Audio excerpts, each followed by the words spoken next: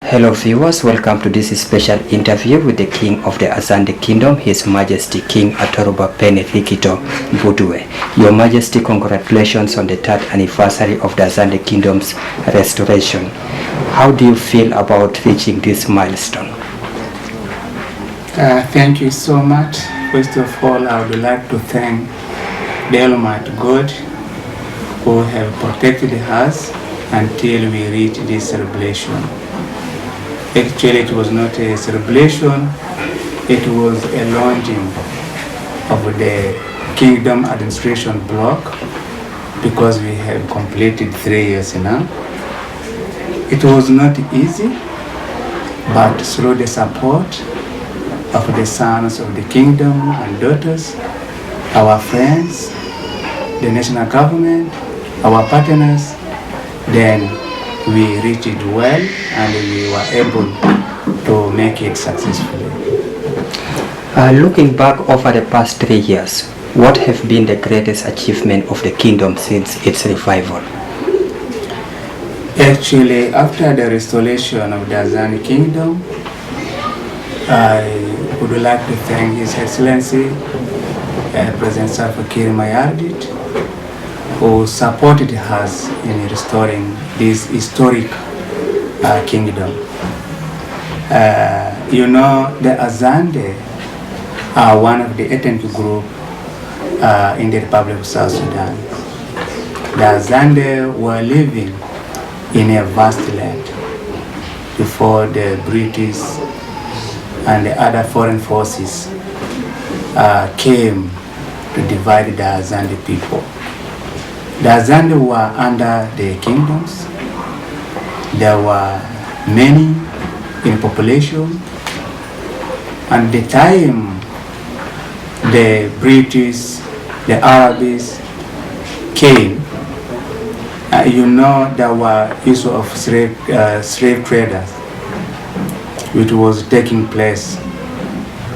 It was not easy for the whites to get our people into slavery because of that kingdom.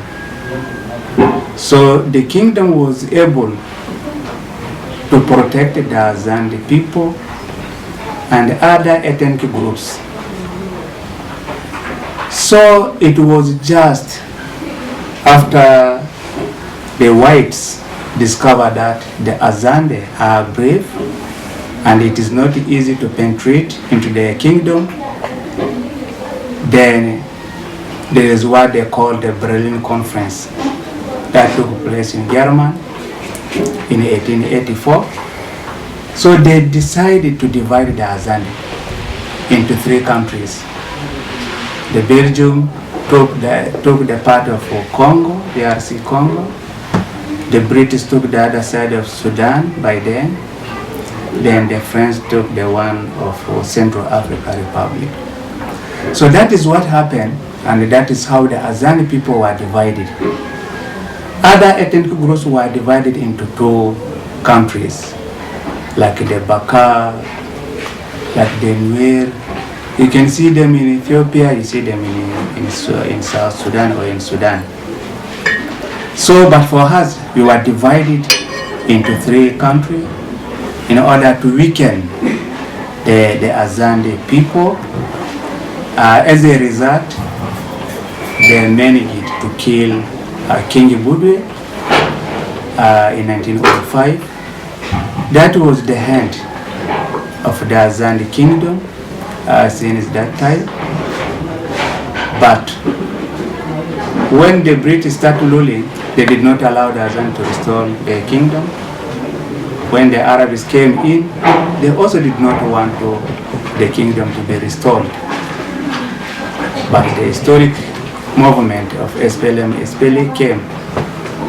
When it reached the Zande land, Dr. John went to the tomb of King Budwe and asked King Budwe, I want you to support the struggle that you left halfway. Actually, King Budwe agreed and he gave him his children.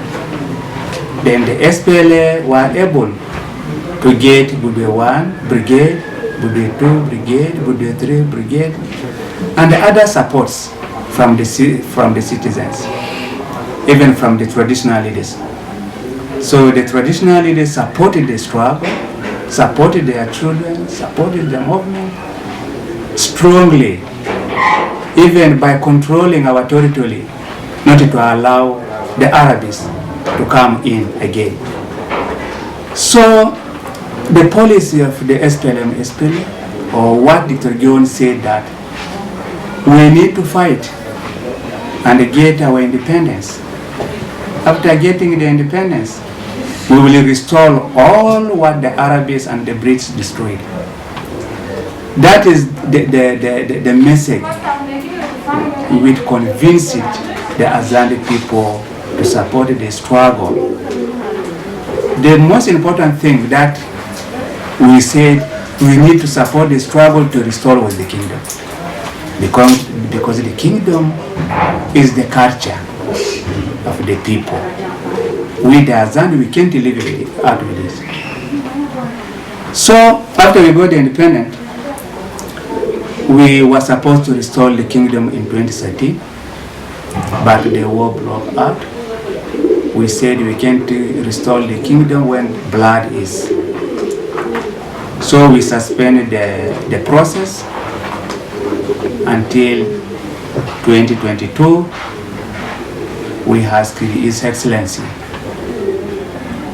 When we went as a committee, I spoke to him that the kingdom was destroyed by the British. Right now we have our independence, and the British was the government by then. Now he is the president. He represents the British government. So it is his responsibility to restore the Azande kingdom. This information was just very short. Our president said there is no time to waste. You have to go and restore the Azande kingdom. So that is what happened, and he sent the former presidential advisor, Dr. Marial, to come and witness and deliver the message of the presidents during that celebration. So that is where we are coming from. What challenges have you faced in strengthening the cultural and political identity of the Azande people? There are a lot of challenges. It is not easy because the British ruled the Azande. They have done a lot of changes. They have changed their culture, the way of lives. After the British left, the Arabs came in.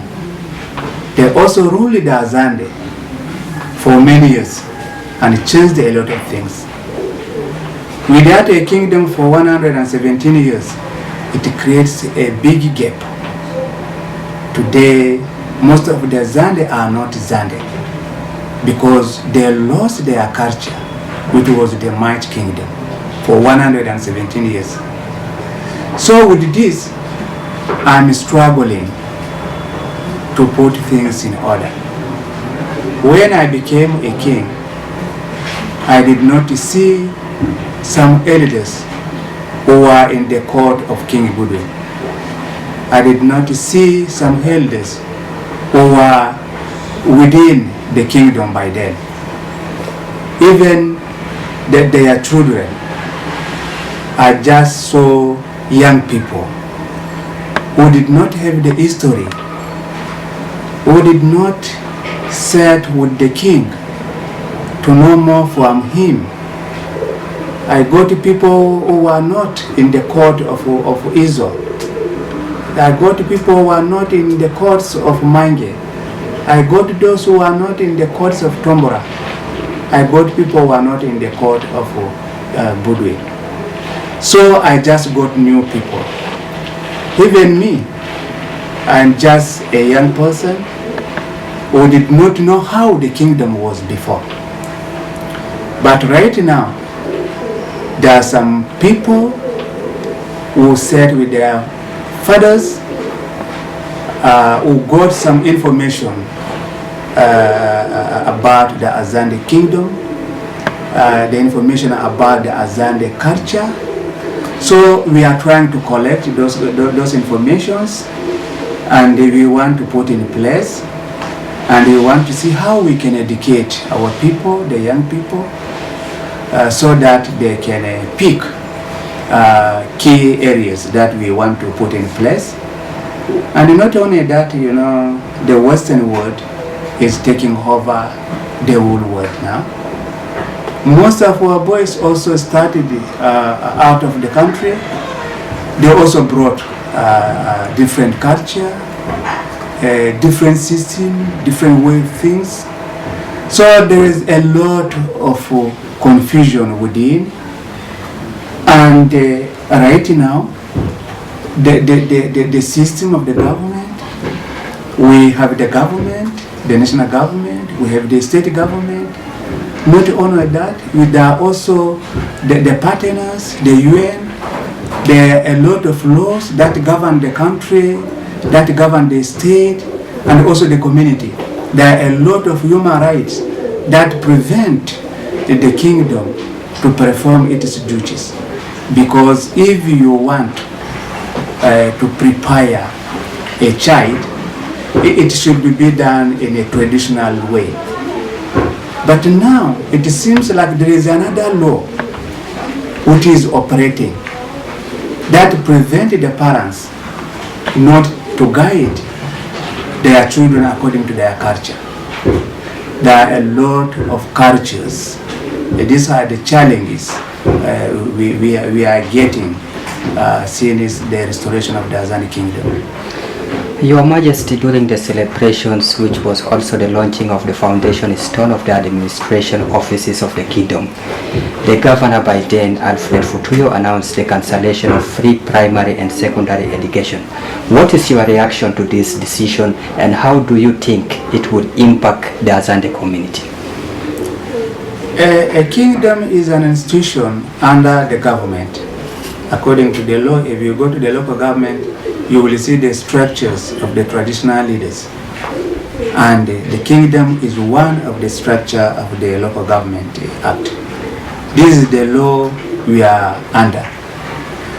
The kingdom have not come up with the laws against the policy of the government. The kingdom is an institution under the government, and our responsibility is to implement policies of the government. So once the government said, yes, let there be free education, we have to support it. But as a kingdom, we need to supplement, because now the government have offered free education. And what are the needs that can support a child to go to school, to go for that free education? As a kingdom, we need the parents to support that child, because the government cannot give free education. There are a lot of things that a student needs to be done. So we are supporting the use of free education, but we want also the parents to support the child, to support how that child can achieve that education. We understand that there are children from vulnerable communities, and education plays a crucial role in cultural preservation and development. Does the Azande Kingdom have any plans or initiatives to support education for children, especially those from vulnerable communities? That is the policy we have. Last year, I was able to appoint a Boyeki. These are the elders. You know, during the time of King Ibudwe, there were also these different offices. This is the office where some key people focused on different issues. In the cabinet of the kingdom, we have a Nenyeki for education. She is a lady. We have a policy on how we can support education. You know, there are some challenges. Currently, we don't teach children at school, we don't teach our language, especially here. That policy is not good. It is important to teach our language. Because as a kingdom, there are things that we need to restore. Among the 4 pillars, we have the third pillar talks about the good culture. The good culture is the language. You know what the British and the Arabs did? They destroyed our language. If you don't speak English, you are not a human being. If you don't speak Arabic, classical Arabic, you are not a human being. That is what destroyed us. So we need to restore our culture. We have a plan to restore our culture. The most important thing we need to restore is the language for people. So today I'm speaking in this English because I want other people to get what I'm saying. I'm not allowed to speak in English because we need to speak in our own language. The language can connect you with the ancestors. The language can connect us with our roots. It is paramount. So we have a plan to open our schools. We are also telling the government of the state to start teaching our language in different schools. And not our language, it's a Azande language, because the kingdom is not for the Azande alone.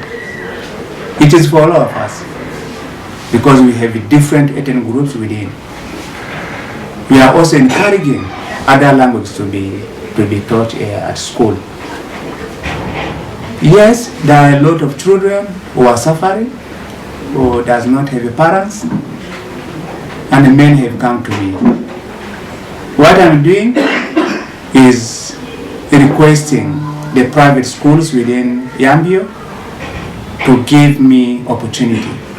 Like in a private school, I want you to give me two positions so that I can send those children to those schools.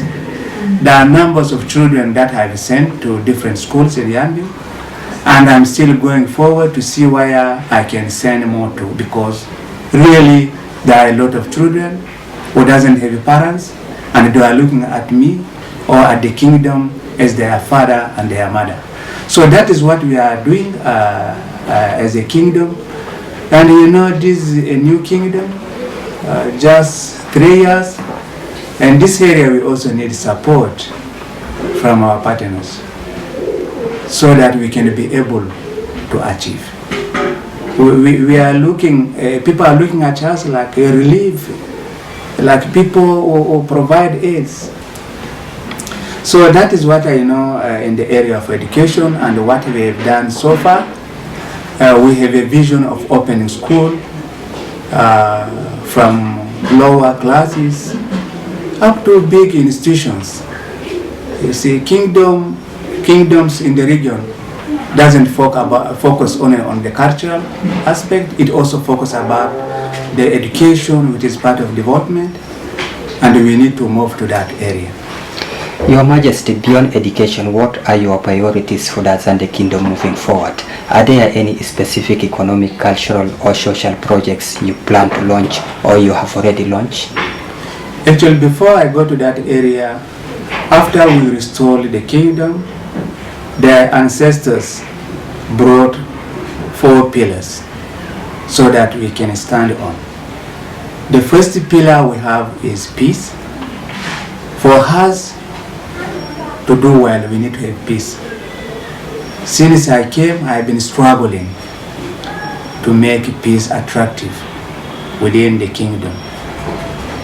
Though the war in Tombro started before the restoration, we said it is good to talk about it, to talk to the leadership, to talk to different institutions so that peace can prevail in Tombro.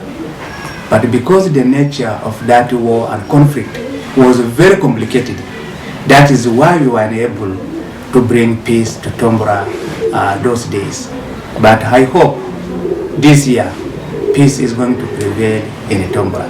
So this is the first pillar. And actually part of the kingdom is still in peace, and people have taken it.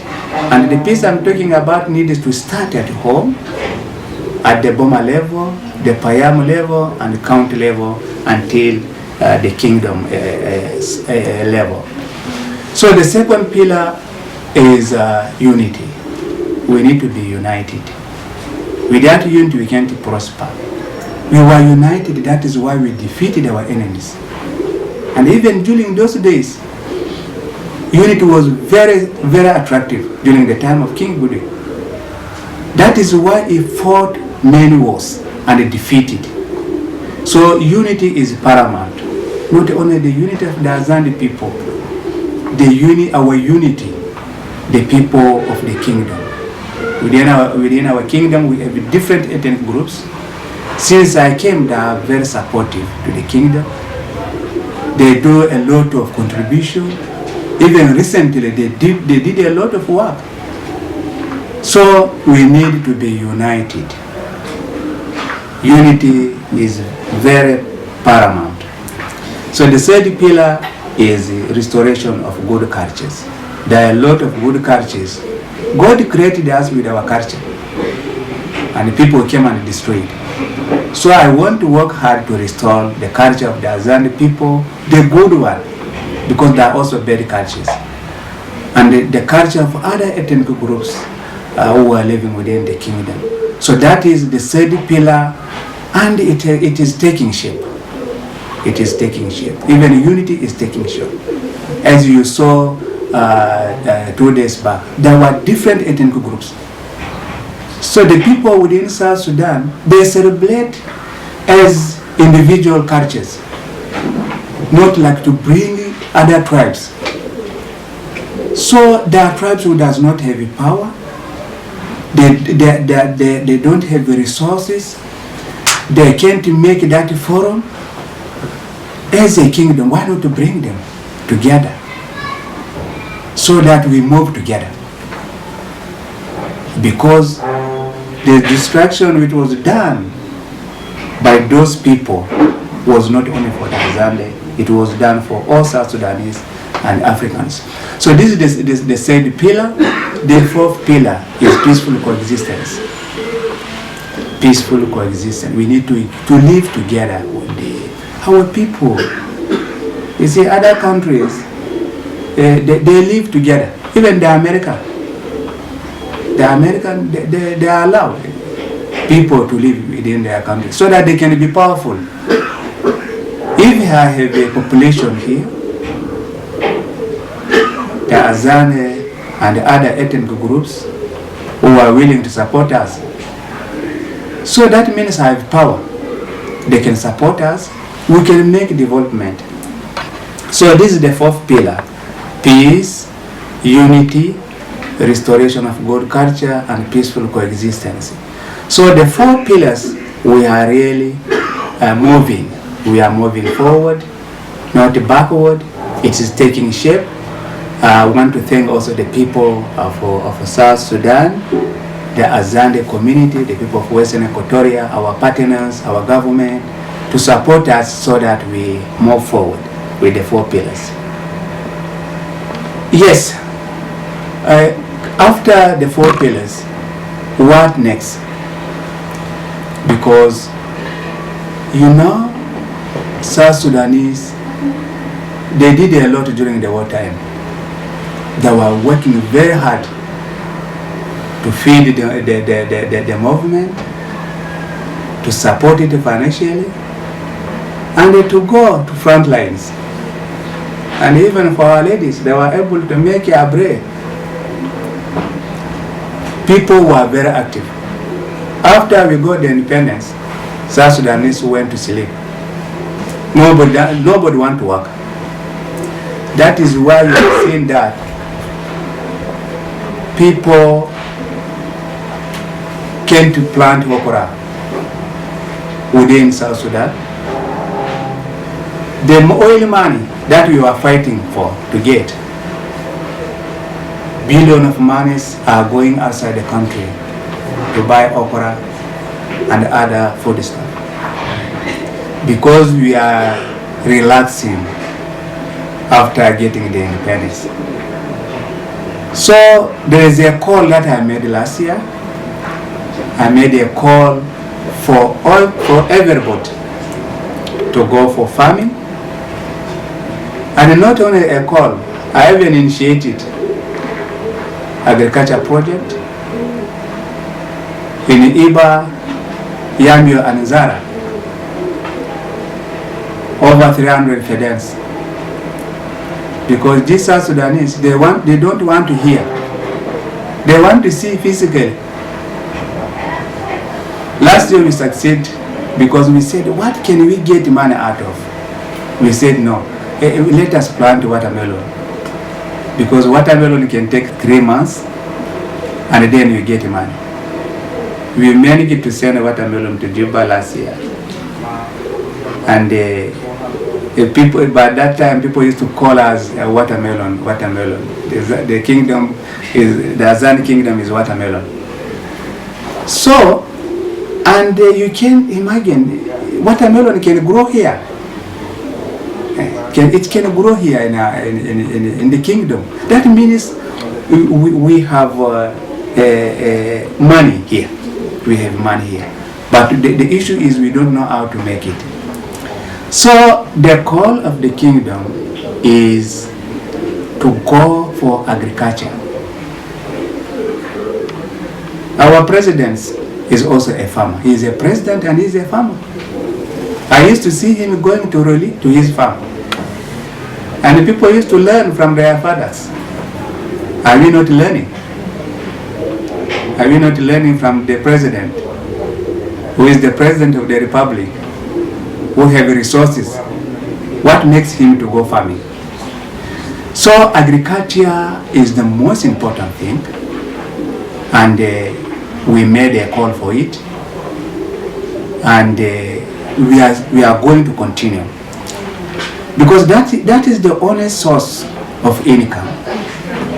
That is the only source that can generate money to individuals within the kingdom. And it is not the first time to talk about agriculture. There is what they call Zara Agro Congress. It was constructed for a purpose.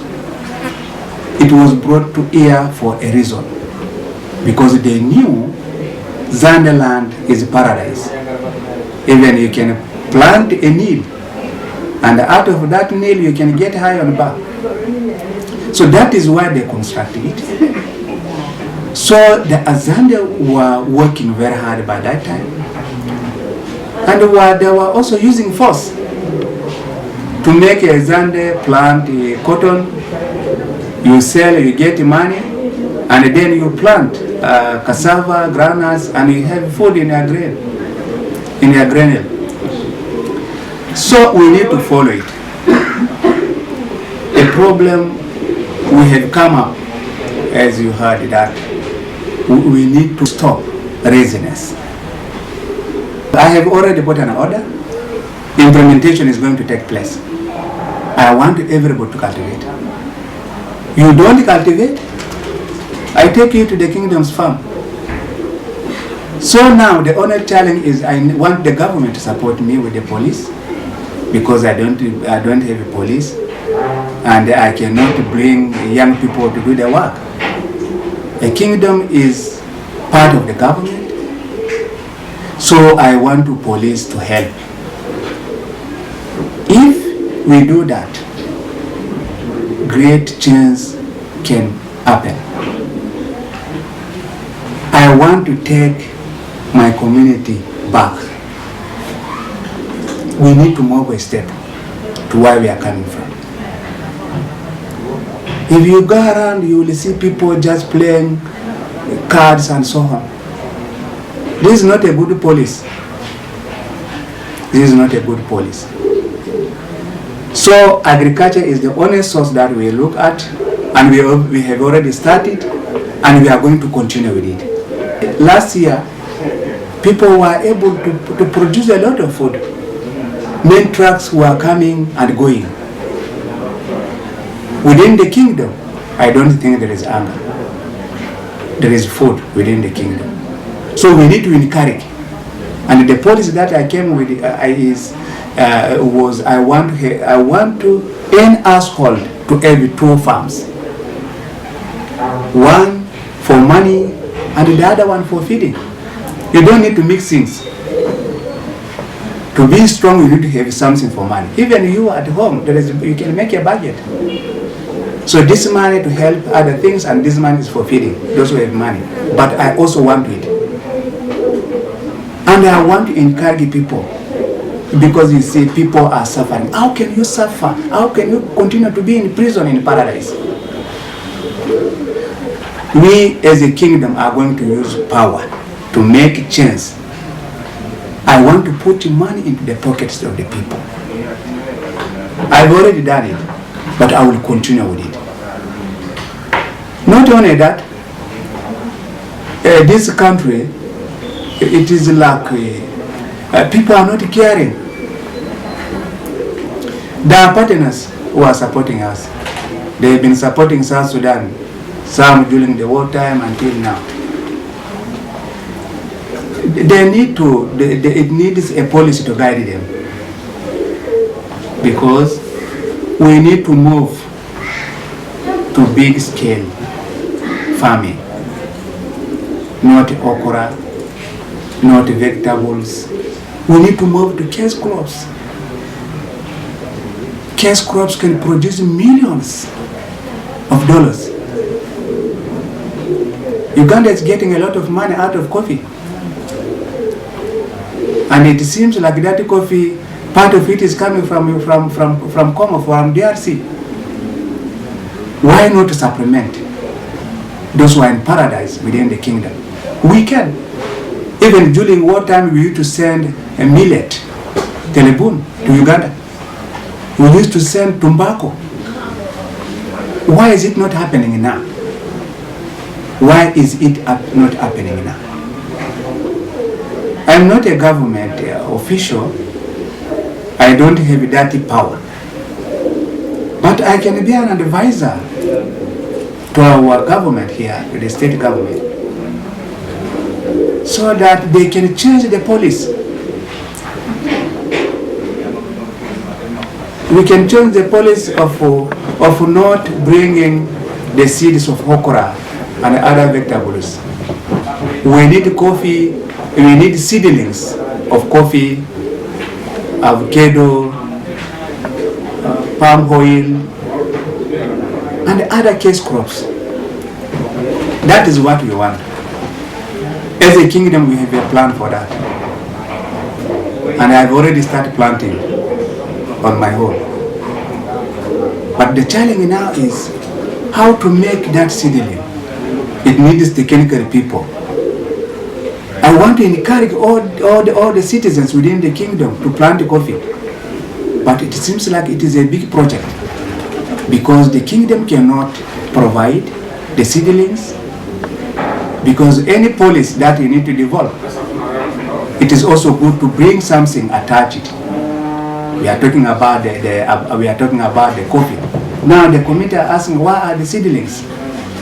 Because it is an order to plant coffee, but the seedling is the challenge. So we will start knocking doors to see how people can help us to provide seedlings. There are good seeds of oil palm. Most of when people are going to Congo, every Saturday they used to go to Congo for oil palm. Many drums in a day. They used to go and buy many drums of oil palm at the border. Can we plant instead of going to the border to buy oil palm? Why not to open? Why not to open 10 square kilometers and you plant oil palm? Then you start getting the money here. We have the land as a kingdom. We will try our best to see how we can make that project successful. I'm also talking to partners who can come and support us in that area. So the only thing that we can change the lives of our people through is through agriculture. That is the policy we have, and we are going to go forward, and we are going to make it happen. And I have already started as a person, and my people have taken it seriously. But we need to move forward to make the Azande people great again through agriculture. Your Majesty, thank you so much for those insights on the pillars of the Azande Kingdom, and also on making agriculture as a priority to the people in the kingdom. The Azande people have a rich history and traditions. How do you ensure that younger generations continue to embrace and uphold their cultural heritage in a rapidly changing world? Actually, what I've seen is the Azande people, they adapt things quickly. Once they see something new, they just take it. And for them to change also, it can take time. So the most important thing that I've seen is the forum where we can continue to educate the young people. We need to educate them. As a kingdom, we have only one function in a year. With this, we cannot be able to change things.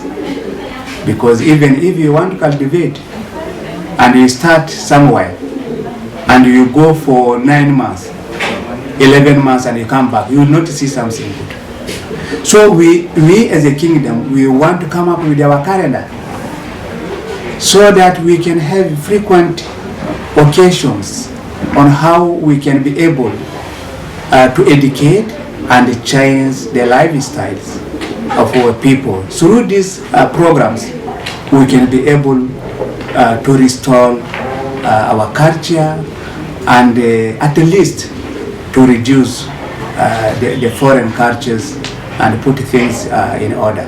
So that is what I have seen. How is the relationship between the Azande Kingdom and the national government? Do you feel your leadership is being supported in your efforts to empower the Azande people? Well, the relationship between the kingdom and the national government. The head of the government in the country is our beloved president, Salva Kiir Mayardit, who is the one who supported us to restore our kingdom. There is a relationship between the state, between the kingdom and the national government. You know the structure of the government. There is the national government and the state government where we are under. So we don't have any problem with the national government. Actually, we get a lot of support from them. We get a lot of encouragement. They are very supportive because we are working to achieve the 4 pillars. And for the government to move smoothly, there are also the 4 pillars. We are like instrument to prepare the community so that good government can take place. So that is the relationship we have, because we are not army, we don't have an army, we don't fight. Our issue, the main role is to prepare the people for peace, for unity, to restore their culture, and also peaceful coexistence. So that is what we are doing. We don't have any problem with the national government. The issue we have is, as a kingdom, we don't have the resources. We don't have the resources to do all this work. Because it is not easy. Within the region, kingdoms are being taken care of within the region, so that they do what I'm talking about. So that is the challenge we have. And I think this could be the responsibility of the state government because we have a different government structure in South Sudan. We have the state. And as part of this state, we have the kingdom. The kingdom covers some counties. Since they know the importance of the kingdom, why not to make an arrangement? Because the land we are in, it also belongs to the kingdom. Even the resources, it belongs to the kingdom because we are the people. And many things. So the challenge we are getting is there is no good arrangement for the kingdom so that they can be able, the kingdom can be able to get the resources to do all this work. Our people just contribute, and our friends contribute sometimes. That is how we survive. I see the national government is looking at like we have the government, you have the state government who can take care of you, who can do all what we are doing. So that is the challenge we have, and we want to continue to talk to our government, to the state government, to see how they can consider the kingdom. We also need to talk to our legislatures to see how they can support kingdoms within the Republic of South Sudan. Because in 2013, we were able to move. The government sent a group of traditional leaders to go and see how traditional leaders are working in other countries like South Africa, Botswana, and Ghana. We saw how they work with the government, the relationship between, how do they get the resources. That is what we learned. We went with the parliamentarian from the national parliament. We thought all those things are going to put into practice. But up to now, they have not put it. And I think because we were in war, that is why these things were not considered. We hope peace will come. Real peace will come to this country, where we will be able as traditional leaders, as kingdoms, to contribute ideas that we think it can help traditional leaders, it can help kingdoms, so that we move together. And during the wartime, we were fighting together. The SPLA were on the other side, and the traditional leaders and the community. So we need to arrange those things. And what I've seen is the local government board. It was not supposed to be a board. It was supposed to be a ministry. Because at the national level, nobody talks about traditional leaders in the Council of Ministers, where policies are being done or are being cooked. Because of that is why we are in a very big challenge. So I also call upon our government, the national government, our parliamentarians, to consider this issue of traditional leaders. If you go through the Local Government Act, you will also see the issue of COTAL, Council of Traditional Authority Leaders. Because we are not supposed to be left behind. We need to have a county council of traditional leaders, a state council of traditional leaders, a national council of traditional leaders. It is there in the constitution. But civil society doesn't campaign. They don't talk about it. You see, building a government at the high level, that cannot help, because we are the foundation. It is like you are building a roof without proper foundation.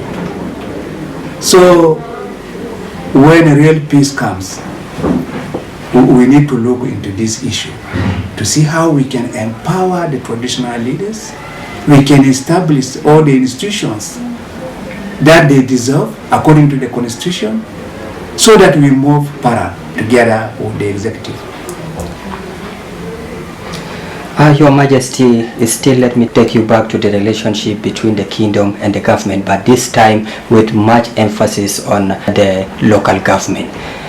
When we look at the area where the late king, the great Budwe, was buried, according to first-hand information, the place belonged to the kingdom, but now it's occupied by the government. Could you please confirm that area belonged to the kingdom? And if yes, what message do you have to the next administration or the next governor that will come in? Well, thank you so much for that question. That tomb of Wailo was not only for the Azande people. It was for black Africans who fought and left history back. Needs to be respected. As I said before, when Dr. John reached here, he went to the tomb. He spoke to King Budwe. King Budwe, I want your children to go and complete the war that you left. King Budwe said, yes, you go ahead. Even our brother president, when he was in Yambia, he visited the tomb. This is a very historical site. It is our roots and our tradition. The area was already demarcated and people have been respecting it. It is 1 kilometer square. Actually, that was not the plot for King Budwe because he was a king. He was a king having many people, many wives. So, when the British came and killed him, they were able to bury him in that area. There is a story people used to say that King Budwe was buried with ladies. This is not true. He was killed by the enemies, not by the Azande people. How can your enemy bury you with the ladies? So, Budwe was killed by the enemies and he was burned in that area where he was residing. Then the British stationed in that area, they took it as their palace. They left, the Arabs were also there. So that area is a historical area and we have been talking about it. With the county government, by then, the state government. Even after the restoration, I spoke to the president about it. I said, now the kingdom is back. We don't have the power to remove the governor out of that place. And there was a time when a committee went and they talked about it. You might have heard that the news was the state headquarters need to be transferred from this area. So we need the area, we need that site. Even we have written a letter again to the leadership of the country so that that area is ended to the kingdom. Because they are not the British who killed the king. They are not the British. It is a respect. Traditionally, you can't stick on the tomb of somebody. It needs the relatives who will be taking care of it. We have a very vast land in Yambia where the government can reside. So, this is a disrespect. You know why we don't have peace? It is because of child behaviors. This kind of behavior cannot work. It is not our tradition. Even this thing cannot happen in Baragazal. It cannot happen in Upper Nile. It can't happen in other states. But I hope this time we are going to get it. It is because we don't want to quarrel, because a kingdom cannot shout. A kingdom cannot fight. If they want to do a demonstration, I think millions of Zandes will come here. And it is not good to do that. We just talk politely to those who have ears. I think they can understand. And they say, yes, this area where the tomb of King Budwe is unique and a very strategic area. There are many institutions in that area.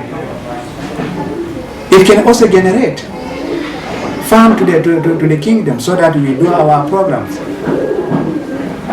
So I call upon the authority to help us.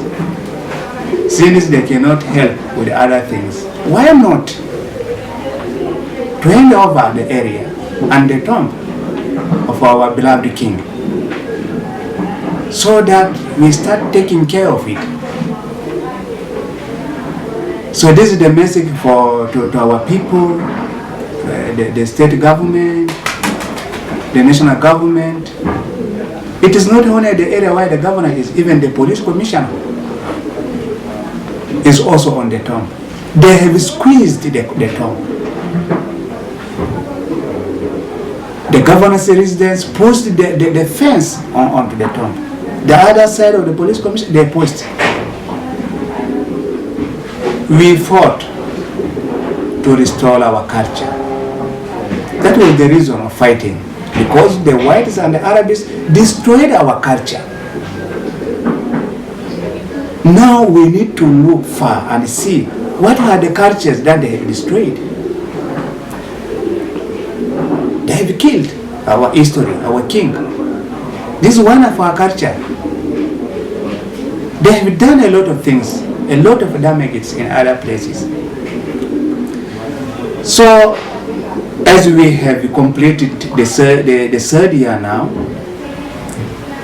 and the governor is relieved, who did not allow to give us that place, I'm calling upon the new one. Please don't go to the tomb. Give us. Don't go there. And I hope the coming governor will listen. We don't talk much about this. The way we are talking in a polite way, it has a meaning. It has an impact. We don't want to talk to King Budwe to start fighting those. We can talk because the spirit of our ancestor talks like a human being. So that is the message I can pass about this issue of that land where our beloved king was buried. Looking ahead to the next 5 or 10 years, what is your vision for the Azande Kingdom? Well, we know the area that we have is 1 kilometer square, and this year we are going to make a police because there are also other people living, residing within that area. We want to make a tax so that they pay tax, because that land is historical and was already allocated to the king. We are going to start collecting tax from that area. The 1 kilometer we have within the town is not enough. Last year we were able to move to a new site, which is called Bazungwa. At Bazungwa we have 3 kilometers by 5. We want to make it a city for the kingdom. And if you look around, you will see those historical towns has a meaning. Tombora is where Tombora was. Izo is where Izo was. Yambio is where Yambio was. Yambio was Budwe. It was called Budwe, his name was Yambio. Iba, it is only Iba where Manjo was. So that is the historical town. I also want to make another city, because we don't need to remain here. The government the Ministry of Fiscal Infrastructure have supported us to make demarcation at Bazongwa. They have done demarcations. There are plots and big areas for the kingdom activities. So the main challenge we are facing is we need a machine to open these roads, internal roads, and also we need to have a business center. We have already surveyed the area where we will have a new market for the kingdom. So that is what we are looking at. We also have a plan for opening schools. We have a plan for opening hospitals. Why not to have our own hospital? You know, there is a hospital, the state hospital here, and we have seen the situation. It is not taking the responsibility of the government, but we want to supplement by having our school, because the church have its schools also. By having our hospital in order to support the government, that is what we are looking at. So we also need to do other things that can help our people, like farming, as I've already mentioned. We also need to see how we can add value to our crops, especially the grains that we have. If we can have machines to process maize and other things within, I think this can help us. We also need to support our young people so that they can be able to take care of themselves. We need to move forward to demarcate plots for the young people, because we don't want the Azande to remain many as a family in one place. We have a Hague limit where a boy or a young boy is to have his own house, because we don't want to keep people lazy. A boy of 20 years, of 30 years, of 35 years is staying with his father, giving birth in the same house. It is the parents taking care of his wife, his children. So this cannot help us. So we need to separate people by all means. To do that, we have to make plots within the area so that people can settle. That is how it used to be. Make people to settle in different areas so that they can depend on themselves. Doing so, it can make them earn, to work hard and generate something for the family and also for the kingdom. We have a lot of things that we actually want to do.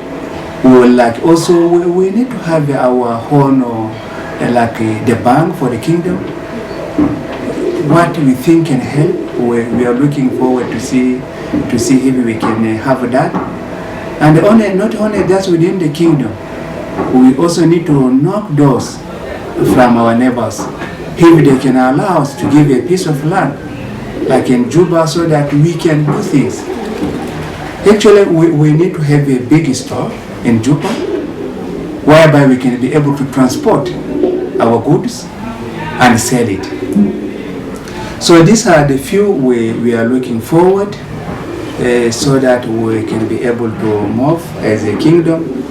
We also need to build our office, whereby the Boyeki can be able to work in the different offices.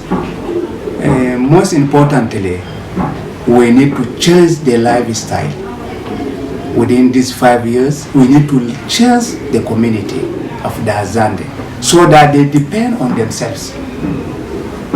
Not to depend to wait food from, I don't know from where, to depend to wait partners to come and clear the roads, the feeder roads. For how long we are going to wait people to come and clear the feeder roads? All these things are happening. This is weakness. Empower the community by all means so that they can be able to do things for themselves, the children and the kingdom as well. This can also help our country. the Republic of South Sudan. Thanks, Your Majesty, for whatever you have just shared with us. What is your message to the Azande people, both those living within South Sudan and those in the diaspora, as you mark this important anniversary? I would like to thank once again His Excellency the President of the Republic of South Sudan for making this institution, the Azande Kingdom, to come back. I want to thank his cabinet for supporting us. The reason of our struggle for 21 years was to restore our culture. I want to thank the leadership of this country for that. Restoring the Azande Kingdom means restoring the culture of the Azande and other ethnic groups within the kingdom and beyond. So we need your support. This is an achievement of the government. That means the government were not deceiving people. They were telling them true, to support the SPLA, to support the struggle, so that we restore what happened. The restoration of the Azande Kingdom is a big history in the Republic of South Sudan, and will remain still a big history. But I also call upon the government, the national government under the President of the Republic, the cabinet, the state government, to restore other traditional leadership. We don't need to mix with the politics, because in some places traditional leaders are being elected. How can you elect a traditional leader? And I was told even there are also time limit. This means we are destroying the traditional leadership. Can we give to the traditional leader to decide on what to do? I'm happy with the Local Government Act, because they also said a traditional leader can be selected. A traditional leader can enhance the position. I think these are the good terms for the traditional leaders. I call upon the government to restore other chiefdoms and empower. Doing that can make a big change in the country. The new kingdom is accommodating everybody. I call upon also the government to support us. We need their support. I call upon the people of Western Equatoria State to support this institution. It is not for war, because it is a long journey. It's going to be a long journey. You can't mix with other things. You can't mix with politics. You can't mix with war. If you mix this kingdom with the politics and the war, that means we have destroyed, or we are going to destroy it.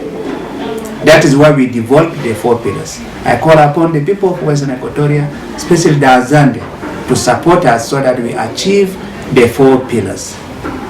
The 4 pillars can take us 100 years. I call upon other tribes within Western Equatoria State. The kingdom is not struggling for other things.